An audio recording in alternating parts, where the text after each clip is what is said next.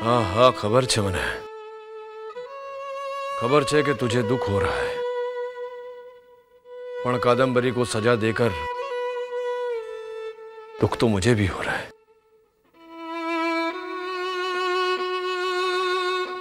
उससे भी अधिक दुख इस बात का है कि हमारे घर की इज्जत ने ही हमारे घर की प्रतिष्ठा को ठेस पहुंचाई।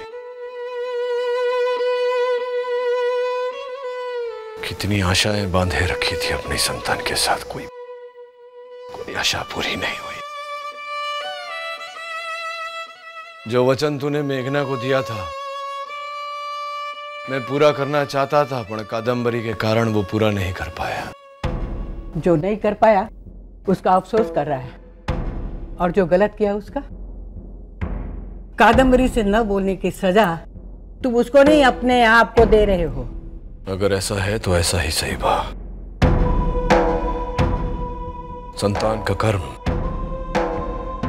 माता पिता का उत्तरदायित्व होता है। उनकी भूल मतलब उस परवरिश में कोई कमी आई है। मारा परवरिश में कमी आवी छे तो ये दंड मुझे स्वीकार है। हमेशा धर्मराज बनकर क्यों सोचता है तू? जरा बाप बनकर तो सोच। किस बात का दंड दिया है तूने कादम्बरी को? गलती का स्वीकार किया है इसलिए,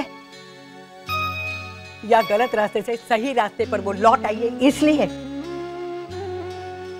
बच्चे गलती कर ना माने तो माँ बाप का कर्तव्य है उसे सजा देना, पर गलती मानकर सुधरे तो माँ बाप का कर्तव्य है उसे सहारा देना। कादम्बरी को इस समय माँ की जरूरत है, मालिक की नहीं। वो टूट गई है बेटा, उसको सहारा देके संभाल। सजा देगा तो वो बिखर जाएगी। वाह, जो मैंने किया है बरोबर किया है। कादम्बरी ने अपराध किया है और उसका दंड। आवेश में आकर तूने पहले भी हितेन को दंड दिया था, इस बार ऐसा मत कर। तू भूल गया संतों ने पंचायत में क्या कहा था?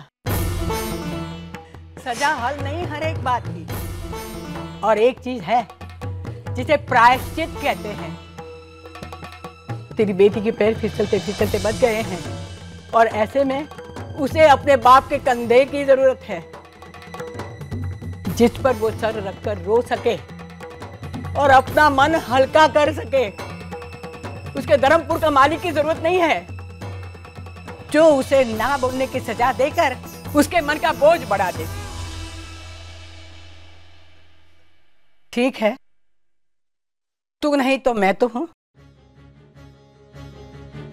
उसकी मां की मां हूं। तू कादम्बरी से मुंह मोड़ सकता है, मैं नहीं। और आज भी इस कंधे में इतनी शक्ति है कि किसी के मन का बोझ हल्का कर सकूं।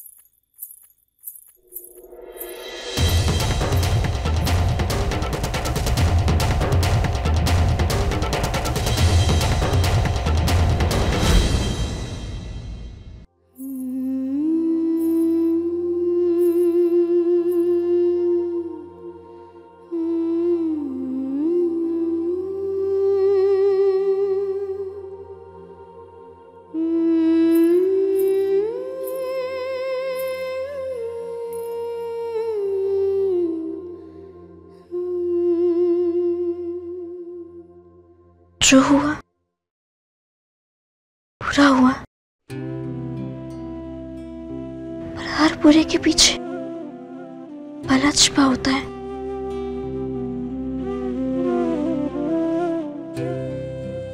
संदीप भाई ने तुम्हें धोखा दिया, मालिक ने तुम्हें डांटा, सबने तुम पर इतना गुस्सा किया, तकलीफ हुई होगी ना? पर तुम एक भी बार रोई नहीं।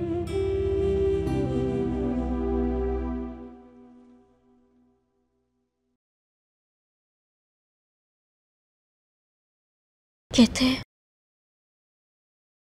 आंसू अपने साथ मन के बोझ भी बहा ले जाते हैं। एक बार रो लो, मन हल्का हो जाएगा।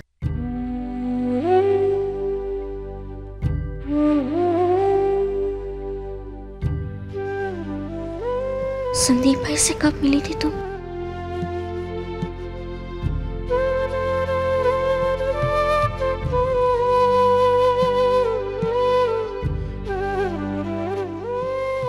एक बरस से ज्यादा हो गया होगा ना। पहले तुम अच्छे दोस्त बने होंगे, फिर प्यार हुआ होगा। तुम ही कहती थी ना कि संदीप भाई तुम्हें बहुत संभालते हैं। अगर कोई तुम्हारी बात न सुने तो वो तुम्हें समझता है। हितेन भाई के जाने के बाद तुमने उन्हें अपनी हर एक छोटी छोटी बात बताई है।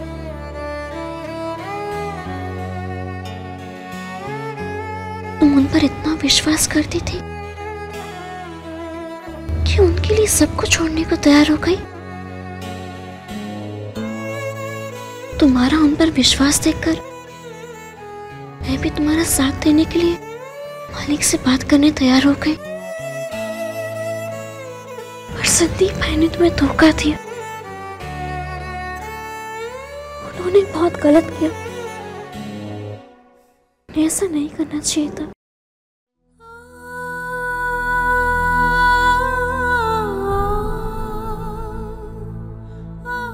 उसने मुझे धोखा दिया, मुझसे झूठ बोला अपने पिता के लिए। उसकी कोई गलती नहीं है। गलती तो मुझसे हुई कि मैंने उस पर विश्वास किया, अपने डैड को धोखा दिया, इस परिवार को धोखा दिया, उसके लिए सबको बदनाम करवा दिया। कभी कभी हम सबसे गलती हो जाती है,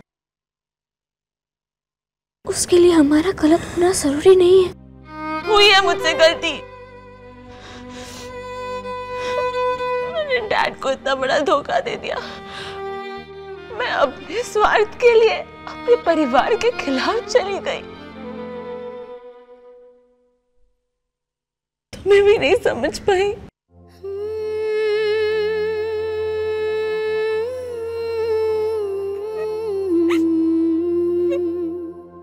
क्यों रुलाया तुमने मुझे? क्यों? क्योंकि जरूरी था। इसलिए नहीं क्योंकि तुमने मालिक का विश्वास तोड़ा, बल्कि इसलिए क्योंकि तुमने उस इंसान पर भरोसा किया जो तुम्हारे विश्वास के लायक नहीं था।